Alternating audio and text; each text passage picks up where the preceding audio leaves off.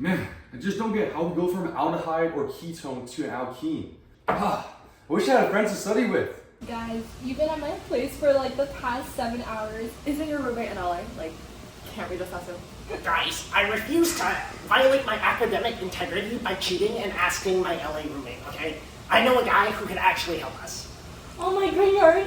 Who? It's that like weird withdrawn guy who sits in the corner of our class. He's always mumbling about the Wittig reaction.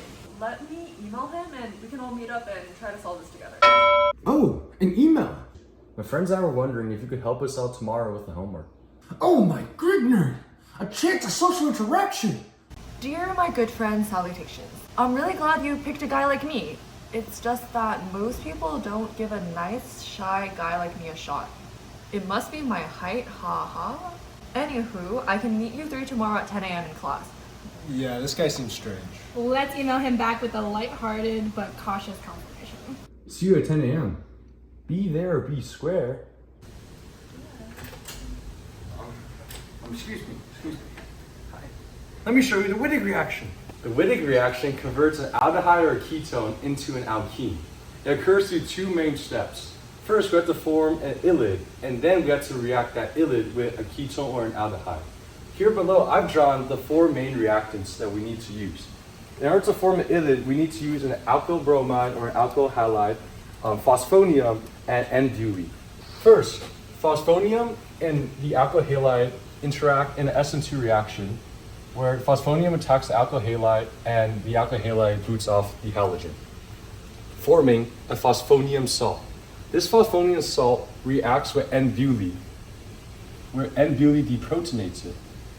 What do you know about deprotonations? We form a double bond. And this is our ylide here. This ylide has 2 resonance structures. This resonance structure is featuring a positive and a negative charge is what we're going to use to react to the ketone or the aldehyde. This is the second part of the Wittig reaction. Notice here that we've aligned the positive portion of the ylide with the partially negative portion of the carbonyl, which is the oxygen.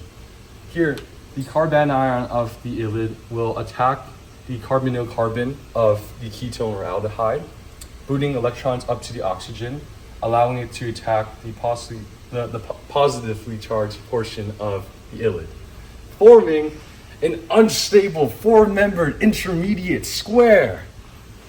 What do we know about unstable intermediates? They collapse into more stable products. Here, we want to form 2 neutrally charged products. So in order to form that, we need to collapse these 2 vertical bonds.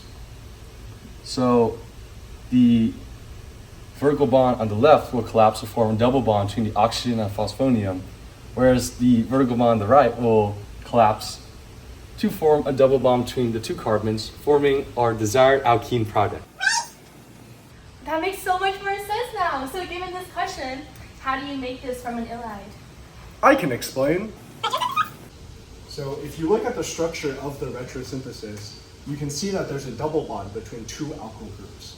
If you cleave that, because the Wittig occurred there, you get 2 possible synthetic schemes. Now, both of these are technically usable. However, you have to consider which phosphonium ylide is easier to form. And what that comes down to is sterics. So if you look at this bottom one, there's a phosphonium ylide on a ring, which is actually difficult to form due to sterics. So the top one is more likely to occur because it's on a primary carbon chain instead of a secondary carbon. Oh, shucks. What can I say? Junior makes the teamwork. I feel like we're like the 4 corners of a Wittig square, right? Be there, be square. I can't take this anymore. Let's get the phosphonium out of here.